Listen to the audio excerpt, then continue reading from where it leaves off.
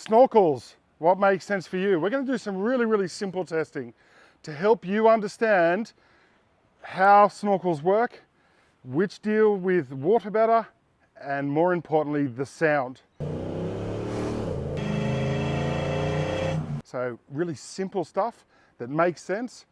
And we've got two almost identical vehicles here that we're going to show you how it sounds. We're going to dive deep, but in a really simple way, because we don't need to make this complicated. Stay tuned. So we're in Nathan's build right now, and Nathan has the Safari snorkel on his vehicle. So this is what a Safari snorkel sounds like at full noise with the window closed.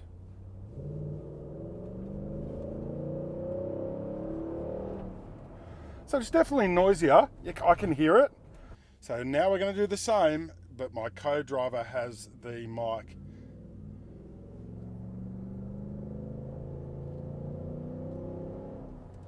So it's noticeable, but it's not extreme. Let's go onto windows open. Okay, so now we're going to do a windows open pull, and this is what your co-driver is going to hear.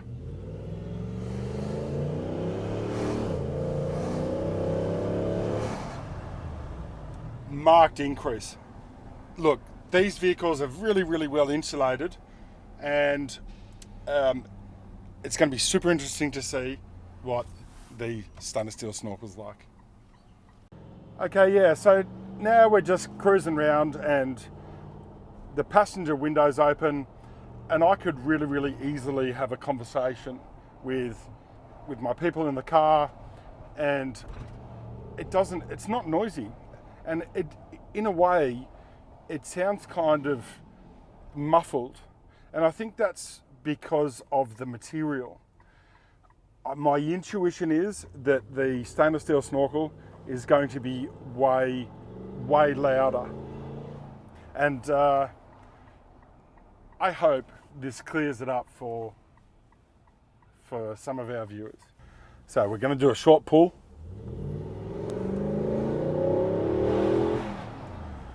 So when it gets up there, you can hear it more as the revs escalate, but I'm just doing this for testing purposes. I don't know if you guys are going to use that much throttle, but it's just interesting to find out that range and where the noise is. So this vehicle has the stainless steel snorkel 5-inch. It has an exhaust, so we expect there's going to be a bit of sound difference, but this is the noise inside the cab. Not super noticeable. You can hear the exhaust, definitely. That makes a huge difference on cabin noise, but we'll do the run with the window open now. So this is what your passenger's going to hear with the window up.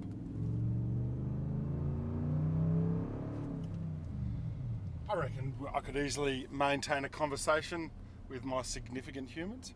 So no big change.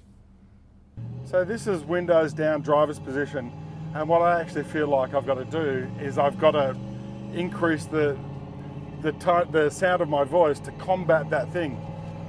And I feel like that if we were having a conversation, if I was trying to have a conversation with my significant other, it would be a challenge.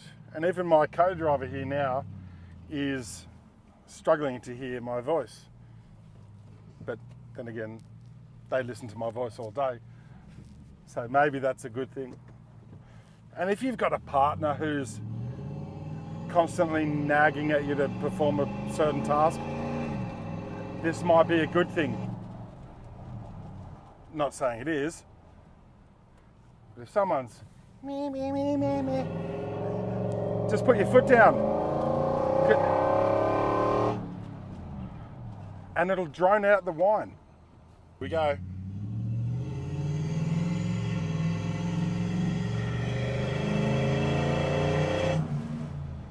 What we're filming now is passenger window open, microphone is in a neutral position in front of my passenger. I feel like I have to elevate my voice just to maintain a normal conversation. So if you're somebody who loves to have the window down, you like driving and feeling what's going on, get away from the air conditioning. You know, is this a problem for you?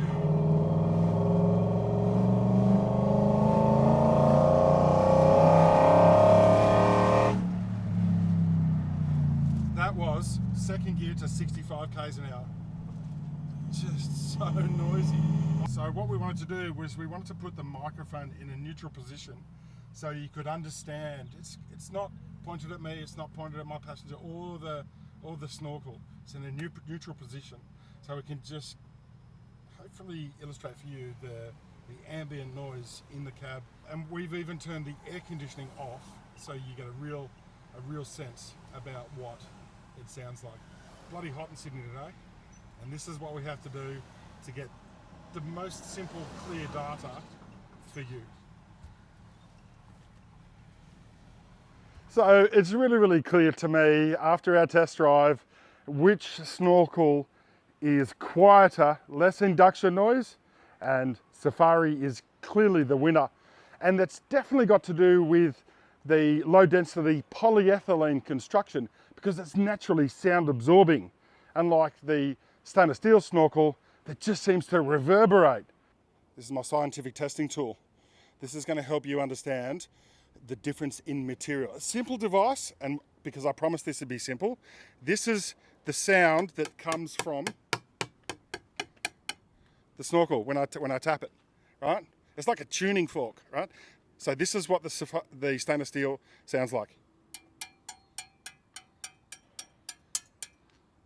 Very different, right?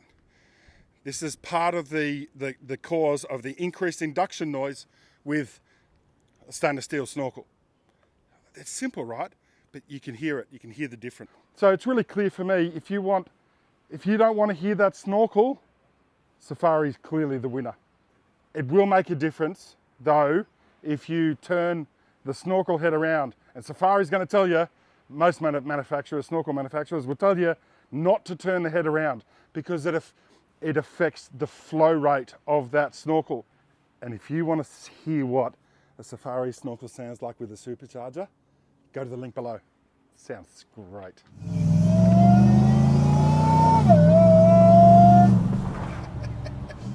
So in this position here, hardly noticeable, unlike the stainless, which is this constant noise.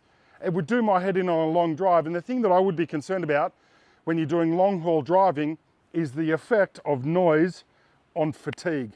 Now, I don't have any scientific data about that. I'm talking from my own experience. Durability and longevity. Neither of these snorkels is going to rust, because polyethylene and stainless steel. But from my own experience, you know, in the rock crawling world and adventure touring, both of these systems are going to withstand rock rash, right? But with the stainless steel snorkel, you can dent that and the dent's not coming back. You can scratch it and it's a pain in the ass to repair. But with Safari and their polyethylene, they are more flexible. So if you lean this snorkel up against a bank or a tree or whatever, it's going to be more resistant and more resilient to pressure type loading. And I don't know if you guys are going to be doing that when you're adventure touring, but it's just something to think about, right? Longevity. I reckon you could damage that, scratch it, whatever, take a hairdryer to it or a heat gun, and you could probably reform it and get it looking good. That's not happening with the stainless steel snorkel. You damage that thing and it's there forever. And resilience also comes into simple things like tree branches, right? And I think that the stainless steel snorkel is actually better, because if you can imagine, you get a tree branch coming up here and it collects the snorkel head, you know, will it do damage? Don't know. Could it knock the top off? Maybe. But when you look at the stainless steel snorkel and the profile, you know, things are just going to, deflect off it. So I actually think that's a win for the stainless steel snorkel in this department. I don't have any technical data here. I'm going off my intuition. But because we built so many Y62s, when it comes to performance, I don't know the number on this, right? But having this continuous diameter tube that goes all the way into the airbox, I'm not sure that performance is going to actually increase, like airflow rate, right? Especially having the snorkel head backwards, where you're definitely losing the ram effect. Whereas with the Safari snorkel, what we've actually got is a big air ram, right? So you've got this positive pressure from the moving air, or the vehicle moving through the air, and this huge air bank. So if you have an immediate power demand, the engine is going to consume this air first and then draw it in. Whereas with the stainless steel snorkel, the length of that intake is significantly longer, probably 300% longer. So you have to draw air all the way from the intake to get into the engine. I know that with Safari, there's an increased performance in airflow, 23 or 25%. Safari will confirm, it's actually not 25 because then it'll be RMAX rated snorkel. So Safari, please comment, tell me what the performance benefit in airflow increase, whatever you want to call it, tell us what that is, right? Because you guys are the expert, not us. And similarly, J-Max, have you got any airflow test data for us? I'm super interested. I'm not totally biased, I'm just going on my experience, but if you've got any airflow data here, I would sincerely love to hear what that would be like. So in this particular snorkel, it utilizes the existing intake. So there's no change in diameter of the intake into the airbox from the snorkel. Whereas when we go across to the Safari snorkel, this component, right, this plastic component meets the same diameter as the outlet from the snorkel, which is the same as the inlet of the snorkel. So increase in diameter here, increase in diameter there, increase in airflow. It's proven. Coupled with this air bank, if you will, so the engine can have that, immediate air requirement on higher load demand. This will flow far, far, far better than any stainless steel snorkel that's on the market today. How intrusive is the installation of a snorkel on your vehicle? And this is significant, a significant factor that you should consider which snorkel to choose from. So invasiveness of installation of your snorkel, stainless steel or polyethylene snorkels, and this is not directly related to Safari. So when you are installing a stainless steel snorkel, and they're all going to vary, this snorkel here actually requires a substantial amount of bodywork removal. So integrity of the panel is finished, right? Behind it too. Even behind it. So, some snorkels actually require the intrusion bar and that stiffening rib that comes up in here to be removed, or a portion of it. So if you have an impact on the vehicle here, the resilience of the body is way diminished. And this is exactly what I mean. This is how flexy the panel is now. Like, you can't change that. Listen. It destroys the integrity of the fender. So that's irretrievable. Once you do that, you can't change it. So think about it. Is that going to rustle while you're traveling? Flexi movie, is it going to mess up the flares? Probably long term. Think about it before you do it. And this is the difference with a traditional snorkel.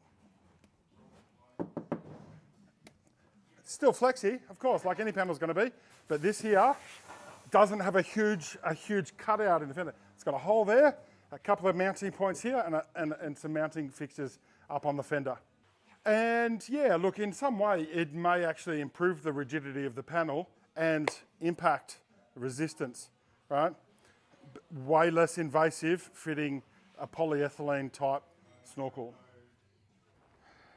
We were talking about how we could include this topic in our What Shit Weighs Wednesday segment. because we don't know the answer. What shit weighs Wednesdays? What shit weighs Y62 Snorkel Edition J-Max versus Safari. We've got here the J-Max version, 9 kilos. Safari snorkel. Let's get the box first. Chuck that there. 5 kilos. Stainless steel snorkels are heavier. Keep that in mind when you're doing your payload calculations. Thanks for tuning in. Water and dust is the next thing we need to cover. And this is a bit of a sore point for me, because my role in this relationship is performance and making sure that your vehicle does what we say it's going to do, and it does that for a long time. So when it comes to water and expulsion systems with these two different snorkels, these two examples, is one has active expulsion systems and the other doesn't. And can you guess which system doesn't? And this system relies specifically on the drain in the airbox to get rid of that water. And we'll show you in a sec what that is. But if you're driving in rain, or so you've got the airflow coming up around the top of the snorkel, and you've got a vacuum, the water on this stainless steel snorkel is just going to be sucked into the snorkel. There's no way, there's no methods by which this system will eject the water. So if you're in rainy type conditions, that you need to be aware of that, and in severe conditions, you need to regularly check your airbox. So when we look at the Safari snorkel, Safari has 4 points. So 1, 2, 3, 4. So as the air flows as it's rammed into this snorkel, and I'll show you on this side because it's tricky to get to, the water hits the back of the snorkel and then is funneled out this little slot here. Now there's 4 slots. So the one in question we're talking about is at the back here. So you can just imagine the water comes into the snorkel, runs around this top here, and then ejects straight out the back of this right here. So that is what we call an active expulsion system. I just made that up. I don't know if that's what Safari calls it, but you get what I mean, right? It's active. It's doing it without you, or active, passive, whatever you want to call it, right? It's designed to expel water before it gets into the airbox, which we'll jump into right now, and we'll show you. Down in the bottom of this airbox here is a little drain, okay? So that drain is filled up on this vehicle. We fill it because we trust that this snorkel head is going to eject the water before it gets into your airbox. So this is the standard drain hole in your Nissan Patrol airbox. So it's installer's choice whether they block that hole. But we trust Safari so much with their ram head design and their water expulsion systems that we block that drain hole. That's how much we trust them, because they know their shit, but we don't do it with stainless steel snorkels, because it sucks all of that water into the airbox. Rainwater, water being flicked off the windscreen wipers, that all goes into your airbox. That makes a difference to you long term. Hey, this is the conclusion, and it's not my job to tell you which way you should go. What I care about is performance. And if you want longevity and reliability and improved performance, the Safari is a clear winner. But if you care about what looks tough, if you think a stainless steel snorkel is going to improve your masculinity, and if you don't mind the sound, and if you don't mind getting water in your airbox, and if you prefer form over function, stainless steel is the way to go, no doubt. They look cool, right? They look form-fitting. That looks tough. right? But I care about performance and how you're going to be impacted about the choices that you and I make together. I care about you. Thanks for tuning in. You're awesome. What do you reckon, mate?